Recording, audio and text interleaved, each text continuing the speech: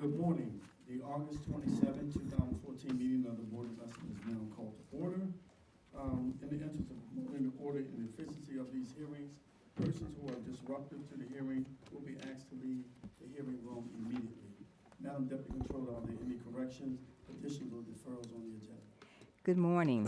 For today's meeting, the board received protests from Ms. Kim Trueheart for page 20, item 7, page 29, item 15, page 32, items 22 and 23, and for pages 1 to 89, all items on the agenda. Ms. Trueheart's protests were reviewed by the board, however, they will not be heard. The protests have been sent to the submitting agencies that will review them and respond directly to Ms. Trueheart. We have one change to today's agenda. On page 61, item 13, the last sentence currently reads, "The vendor will be given 120 days to find a suitable MBE firm to replace Stronghold Security LLC." Please delete 120 and replace that with 60. That sentence will now read, "The vendor will be given 60 days to find a suitable MBE firm to replace Stronghold Security LLC." We have one item that is moving to the routine agenda, and that is page 67 to 68, items 1 and 2. The following items will remain on the non-agenda. Page 61, item 13, 61 to 62, item 14, and 63, 64, item number 16. I have the following abstentions to note. The Honorable Mayor Rawlings Blake will abstain on page 18, items 1 and 2, and page 34, item 28. The Honorable President Young will abstain on page 8, item 3, and page 22, item 1. The Honorable Comptroller Pratt will abstain on pages 64 to 65, item 17, and on page 84 to 85. Also, in the absence of Mr. Rudolph Chow, Ms. Dale Thompson will sit and act on his behalf today. Mr. President and members of the board, those are the protests received, the one change on page 61, item 13, as well as the abstentions for today's meeting. Thank you. Thank you. I would direct the board members' attention to the memorandum from our office dated August the 25th, 2014, identifying matters to be considered as routine agenda items, together with any corrections and additions that have been noted by the Deputy Controller. I will entertain a motion to approve all of the items contained on the routine agenda. Move approval of all items on the routine agenda. Second. All those in favor say aye. Aye. All opposed, nay. The motion carried. The routine agenda has been adopted. Before we start, I want to recognize Councilman Kern, who have joined us this morning. The first item on the non-routine agenda can be found on page 61, informal awards, renewals, increases to contract and extensions. Item 13, contract number B5000642, personnel for CCTV monitoring. Mayor's Office of Criminal Justice. Will the parties please come forward? Tim Cross, City Purchasing Agent. This is an increase for personnel for CCTV monitoring with Crown Security Systems of $500,000. Sure. Several of my questions were answered previously, but the outstanding questions that I have is that it was stated that crime has gone down 16 to 25% on average, as determined by the Urban Institute, and that that this reduction in crime yielded $1.50 in benefits for every $1 spent. And I would just like to see the supporting documents the supporting documentation that proves this, and also I'd like to see a copy of the report. Madam Controller, we will be working with the agency to get those figures. Okay. I just want to make it clear that those two things are the same thing. Right. When it was released, I believe about 2 years ago, we released that. Well, we didn't release the Institute released that report, and there was some extensive coverage about it because at the time I think we were taking a look at the CCTV program, as many cities were around the country, and so this independent Urban Institute did a study focused on whether or not CCTV, the use of CCTV in policing was basically a value-added proposition, and they independently chose Baltimore as a study city, and in their study talked about not only the crime reductions but also the investments that were made. So the supporting document and the two things that you asked for are actually just one thing, that report from the Independent Institute. Okay, the other thing I just like to note for the record that there is no issue in using retired policemen to monitor the CCTV cameras. And also, Madam Mayor, I'd like to thank you for making the change of 120 days to 60 days for them to come into compliance. If I may, Mr. President? Yes. I was concerned, as you were, that we need to answer these questions to make sure that we're closing the loop. Yes, this is an important contract. It deals with public safety, but making sure that there's integrity in our MBU process is also important. And during the time, the 60 days when they're looking into finding a replacement, we'll be looking into what lapses occurred that we can correct so this doesn't happen again. Thank you. I'll entertain a motion. Move approval of the item on page 61, item number 13, as recommended by the Bureau of Purchases. All those in favor say aye. Aye. All opposed, nay. Motion carries. The second item on the non-routine agenda can be found on page 61 to 62. Informal awards, renewals, increases, contracts, and extensions. Item number 14, contract number D 50002453, providing temporary nursing services, Health Department, Bureau of School Health. Will parties please come forward? Tim Cross, City Purchasing Agent. This is the award of, of an increase to this requirements contract, providing an additional $200,000 to two of the three vendors on the contract. I had a couple questions. You responded to, one of my questions was, what happened that Arbor ENT is no longer on this contract? You responded that Excel, Dependable, and Arbor all remain on the contract. Arbor was not referenced in the current board letter because it does not need additional funds at this time. The ranking noted on the current board letter reflects the actual pattern of usage on vendor responses to city requests.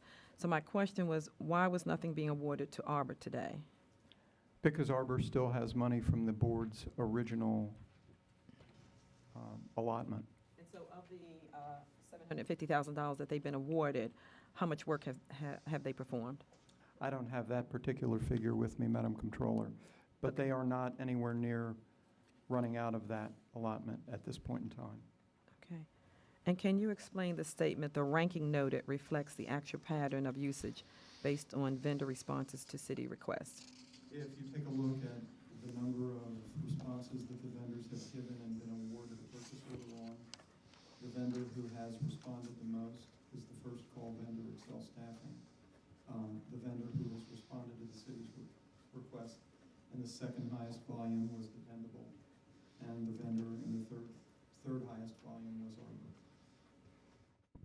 Because when we have a first call, second call, and third call situation, it is possible that even though a vendor might have initially been intended as the second call, that they are not responding when called, and the third call vendor is then able to respond behind them.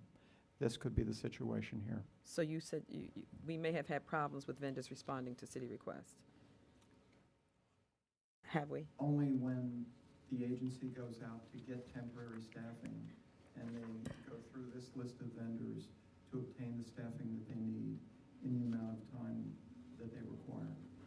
It's possible for an agency to go all the way down to the third call vendor if the first and second call vendor are not able to provide the staff in the time that they need. Okay, I'd ask another question. Why has Dependable Services Group, which is a WBE sub to the first call vendor, Excel Staffing, been allowed to benefit significantly as a WBE on this contract, while conversely not being in compliance as the third, now second call vendor under this contract? And you responded that Dependable Services Group not awarded work in 2013. In 2014, found them non-compliant for failure to meet the goals in 2015. 2014. Why weren't they awarded work in 2013, and do you know the dollar amount of the services they provided in 2014? Madam Controller, I'll let Tom Corey. Okay.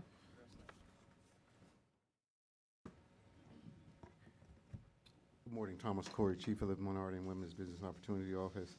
Give me 1 second. I believe that Dependable was awarded $159,891.57 in 2014, but they had an obligation to spend 15% of those dollars with an MBE and 8% of those dollars with a WBE, and they failed to do that. So we found them non-compliant. So I have another question. Are there plans to provide monitoring and technical assistance, if necessary, for vendors similar to Dependable Services Group to ensure that they are in compliance beyond the date of award and before there is an increase or renewal? And your response was, at this point in time, monitoring is only occurring while increase, renewal, or amendment to a contract and when special circumstances may dictate an investigation into compliance. There are no current plans to increase the frequency of monitoring without further study to determine the staffing that would be required to accomplish such an increase. But the MBU ordinance, section 28-12B8 states, the office's duties include monitoring contracts throughout the duration of their contracts to ensure that all efforts are being made to comply with this subtitle. The ordinance requires monitoring throughout the duration of the contract, and just for the record, why is this not being done? We try our best to monitor as many of the contracts as we can, but we do fall short, and we do constantly ask for buy-in from the agencies because with so many contracts, we can't keep up. So some of them come to our attention when there is an increase or an extension being asked, and we know then that there's a problem. We pursue it at that point. Mr. Corey, let me suggest, given that we're in August now, heading into what's sometimes affectionately known as budget season, heading towards outcome budgeting, maybe it would be a good idea to sort of put together for the Law Department and the Budget Bureau and others in that process the kind of staffing and resources that you would need in order to develop the kind of more comprehensive enforcement that the comptroller is talking about. I'd be glad to. Another question. The question was, what action will be taken if Dependable Services Group, Inc. does not cure its deficit within 60 days? And you stated that the Bureau of Purchases and MBU will consult with one another at that time and determine the appropriate recommendation to the board. And my question, why isn't there a plan that will be instituted when these vendors are found into non-compliant? But maybe Mr. Nielsen has made a suggestion that, you will get the staff that you need. And the other question is, and you may have answered it, you said you don't have sufficient staff. Why aren't we enforcing the mandates of the ordinance? The best answer I can give you that we're doing the very best we can with the resources that we have. We need to improve. I will agree to that.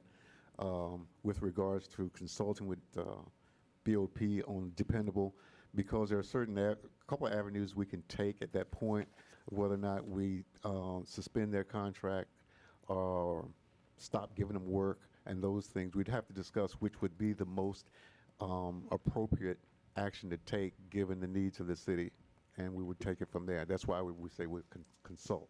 I didn't put down a definite decision of which direction we would go at this point, but those are the avenues that MBU would be presenting to Bureau of Purchases as to what we should do with Dependable. Right, but does it seem fair that Dependable, as a sub, is receiving sufficient amount of work, but then as a prime, it is not subcontracting out the work to its sub?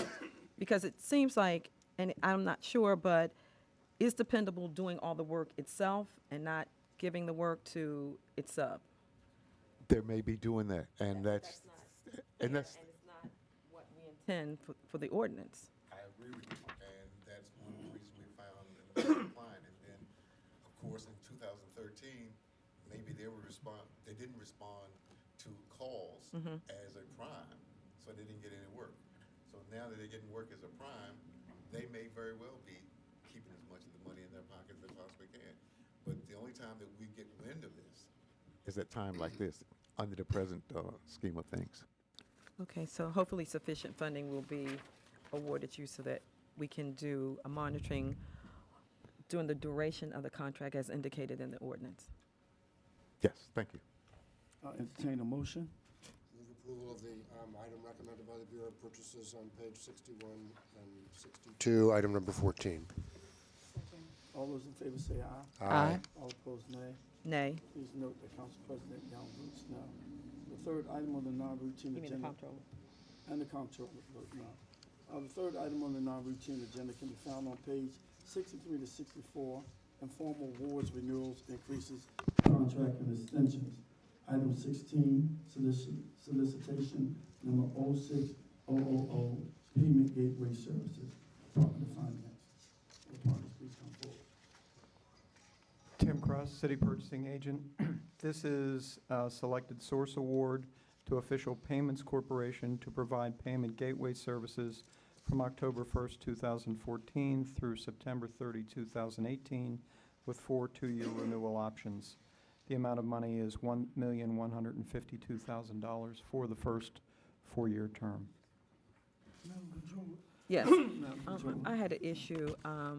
My issue was whether the city could have received a better price if the payment gateway service was competitively bid, and your response was, the department wanted the gateway services to continue without interruption, and I do understand that. Since the gateway services contract was a subcontract agreement through M&T, and if M&T Bank lost the general banking services contract, the city would have lost the gateway services provider. Additionally, the city desired a direct relationship with the gateway services vendor so that it could have an agreement that was more specific to the city's needs and at better pricing than was currently being passed through to the city. In addition, several banks, including the current vendor, M&T, notified the bank that they would prefer that it handle these services directly and not have the bank subcontract. So my follow-up question was, in response to my question, why did the using agency determine that the general banking solicitation did not include gateway services to allow for electronic bill payment services? And you responded, the department wanted to, exactly what I said. But then my follow-up question is, can you tell me what the difference in price is for the contract versus the cost when they performed it as a sub? Now that they are not with M&T, you mentioned that we could save money, so what is the difference in price? We actually have Yeah. a lower, I'm sorry, Janice Simmons, Chief of Revenue Collections. We actually have a lower per payment transaction cost. So our web payment costs have gone down from 23 cents to 20 cents. And our home banking costs have gone down from 7.5 cents to 5.5 cents Okay. per transaction. Okay. I also asked, what is the operational infeasibility to competitively bid the gateway services provided by Official Payments Corporation at the same time as B50003351 General Banking Services? And your response was, the transition from the current bank provider to a new bank can take up to 6 to 9 months. The transition from the current gateway provider to a new gateway provider can take 4 to 6 months. The main obstacle for implementing a new payment gateway is the complexity that exists because there are so many bill types supported by various systems. Even the scan line is different on every different bill type. By doing the solicitations at the same time, the city would potentially be handling both transitions at the same time. My question is, are there other vendors that can provide gateway services that OPC has provided? And you, just let me finish. Sure. And you answered, yes, however, not all gateway service vendors support all banks and vice versa. Therefore, the city determined that it would be in the best to solicit the banking services vendor first and continue with the same gateway service provider. And so my follow-up question, were there any efforts to determine which vendors support all banks? And if so, what banks were they? Madam Controller, based on the decision that we made on the infeasibility of this transition, we did not research other vendors whom we did not We didn't explore that option. Have we lost both?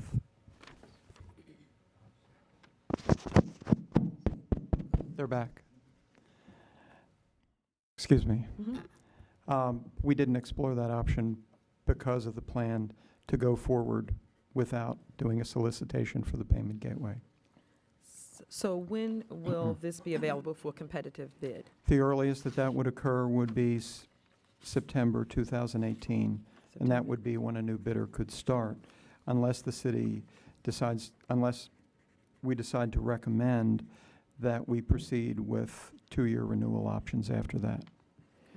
Now, I also asked the question, how long did OPC provide gateway services to the city under the general banking contract? And you responded, ACI has provided gateway services to the city since the city has offered electronic payments in 2006.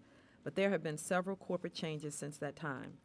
The first vendor to provide these services was Princeton Ecom, which then became ORCC, until ORCC's acquisition by ACI. My follow-up question is, you did not state how long OPC has provided services, and is there a relationship between ACI and OPC? ACI is the parent company. Official Payments Corporation was acquired by ACI in January of 2014. Okay. Thank you. I'll entertain a motion. Move approval of the recommendation by the Bureau of Purchases on page 63, item number 16, page 63. 64. Second. All those in favor say aye. Aye. All opposed, nay. Motion carried. There being no more business before the board, the meeting will recess until bid opening at 12 noon. Thank you.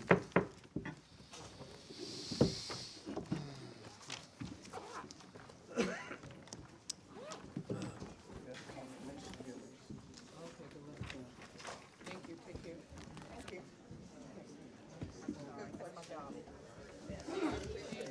See you later.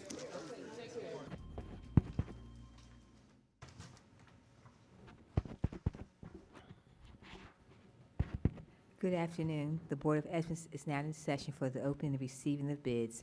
There are no addenda for today's meeting.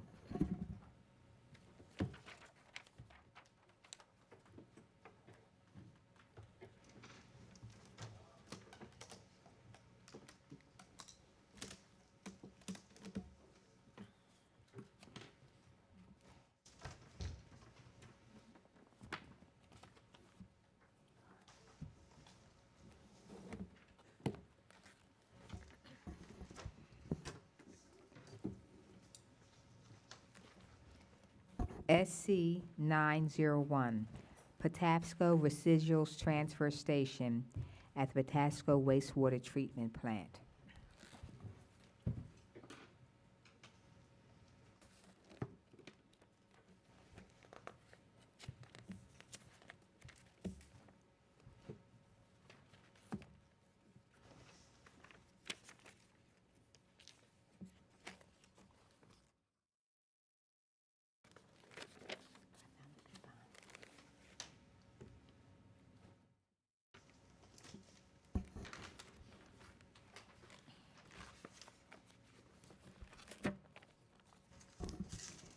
Ullman Schute Construction LLC with a bid bond. $3,987,000. Refer this bid to the Bureau of Water and Wastewater for tabulation and report.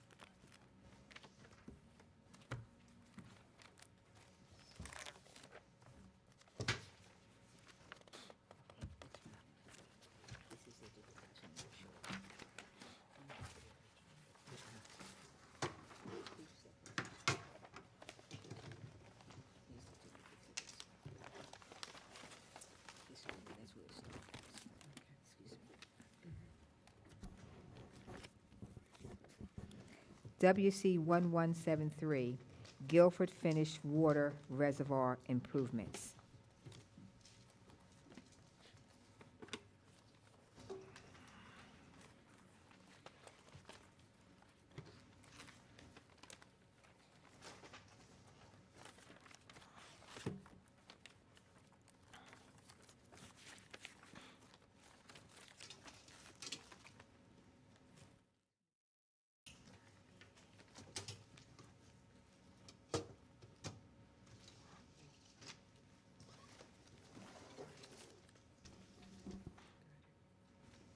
Preload Inc.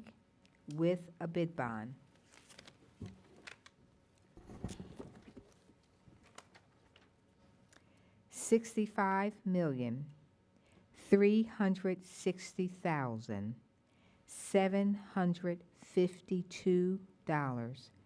$655,360,752.34.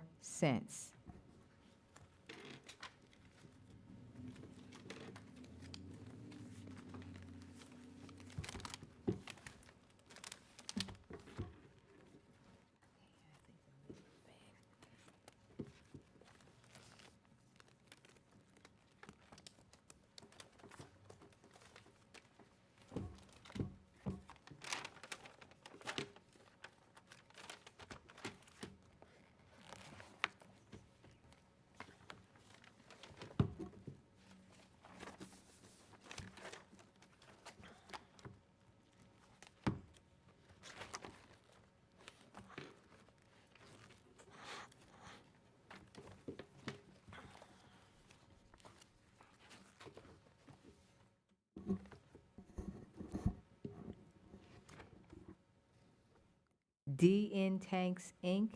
with a bid bond.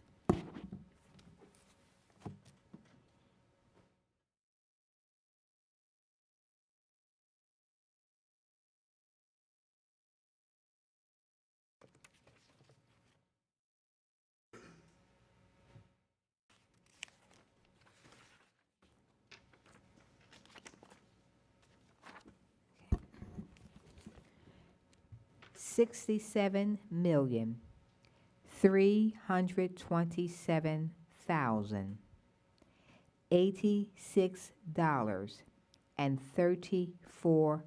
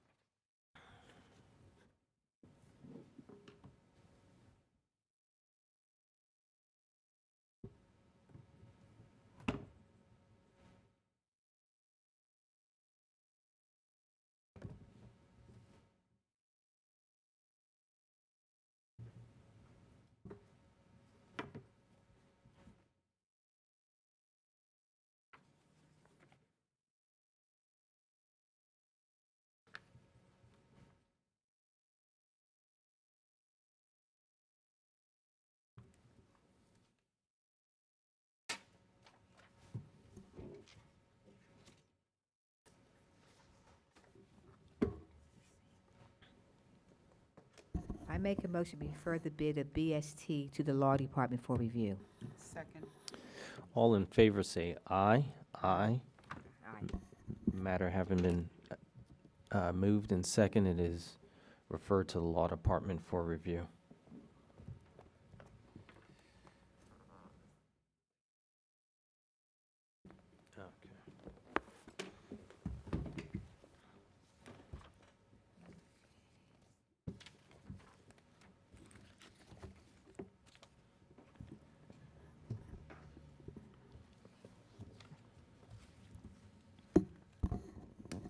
Refer these bids to the Bureau of Water and Wastewater for tabulation and report.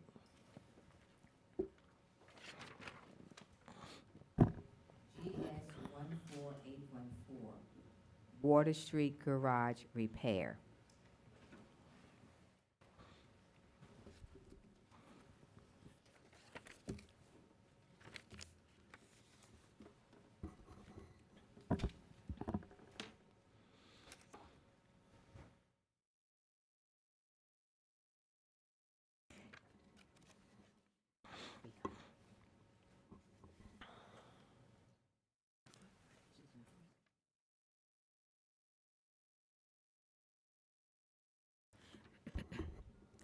Sure. Restoration East LLC with a bid bond. $1,284,495.88. Refer this bid to the Department of General Services for tabulation and report.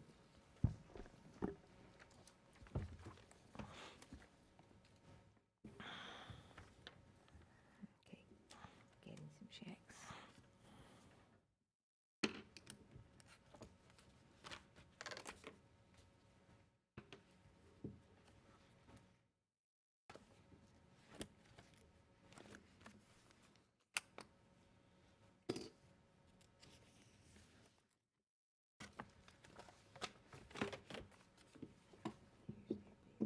The names on it already.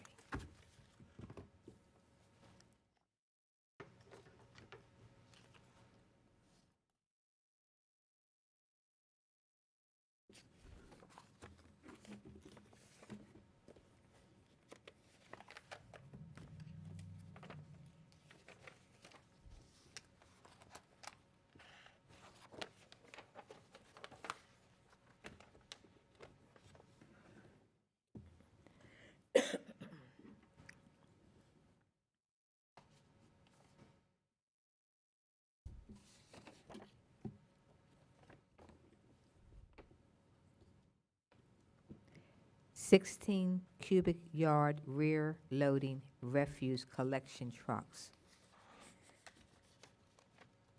A bid bond is required if the amount is over $100,000.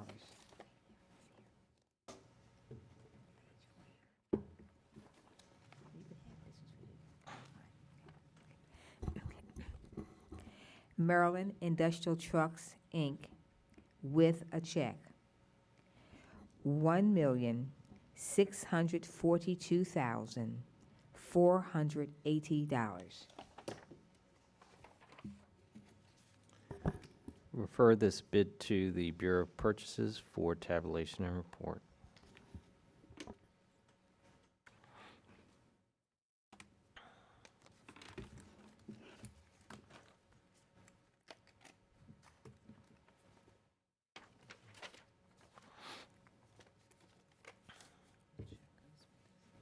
Yes, thank you.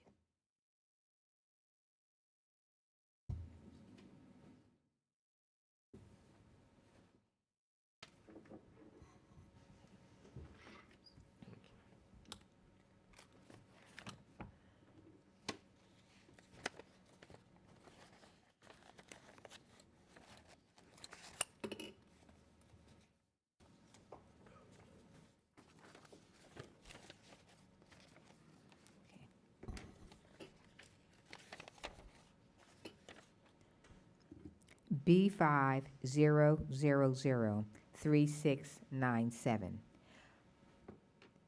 Peterbilt heavy-duty trucks, OEM parts and service. There's a fixed bid bond amount of $2,000. Let me see, one, two, three. It's here.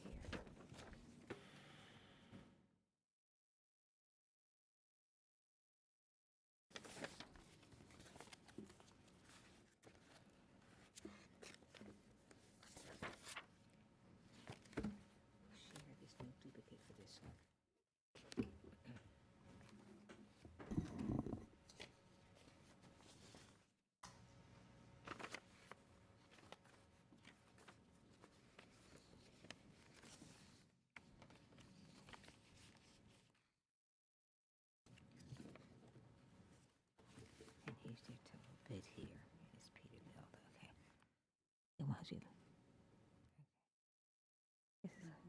Yes, it was 11.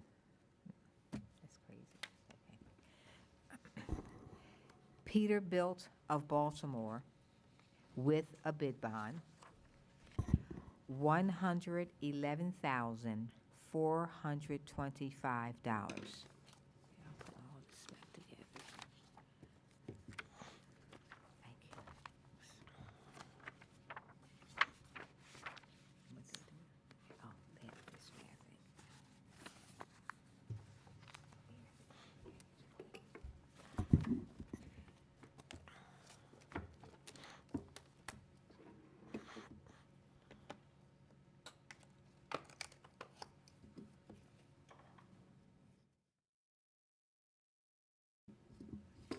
Oh, sure, sorry.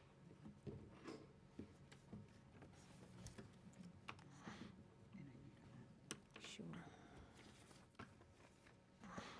We can use the same one. Okay, we'll use this one.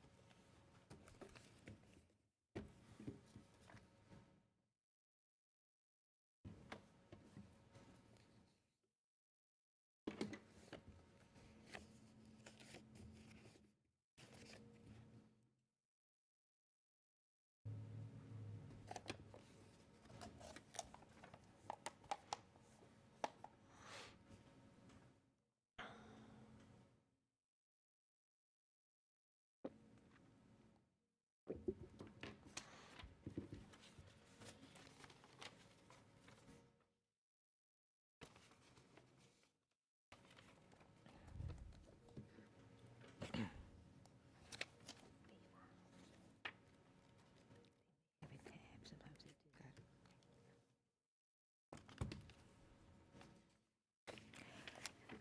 Columbia Fleet Service with a check, $96,475.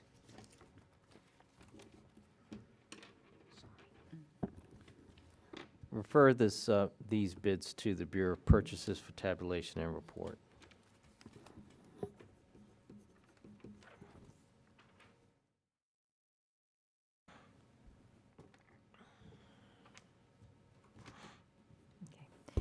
B50003710, OEM parts and service for Harley-Davidson motorcycles.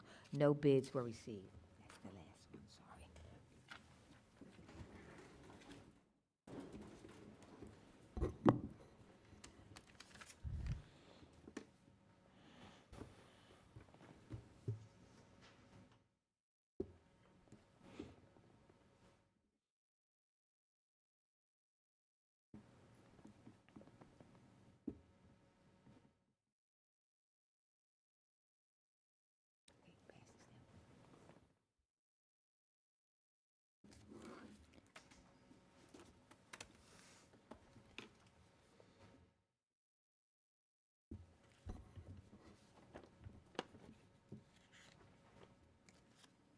B50003693, hook lift trucks in 2 configurations. A bid bond is required if the amount is over $100,000.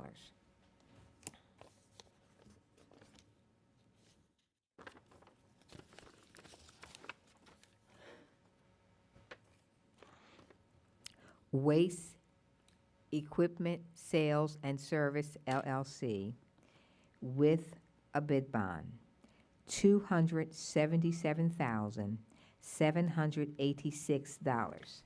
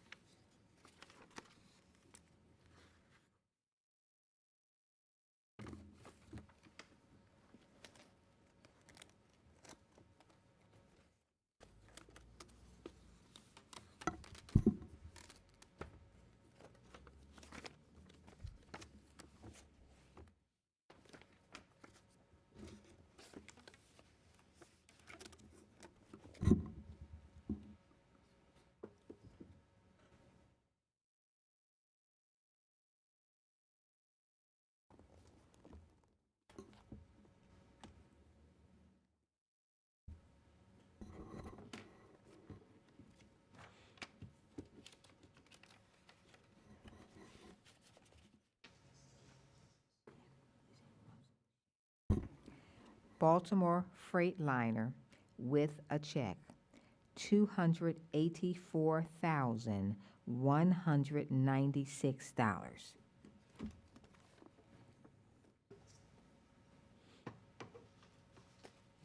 This is Harbor Freight. Usually do business. Let me see something here. Here it is.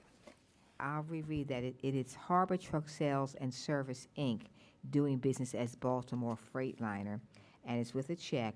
The amount is $284,196. This goes with it.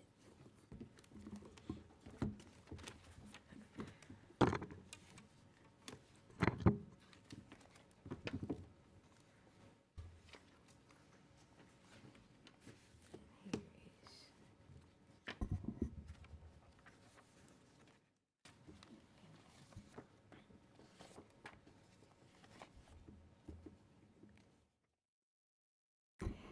Beltway International LLC with a bid bond, $295,846. Refer these bids to the Bureau of Purchases for tabulation and report. There being no further business, we are adjourned. Thank you.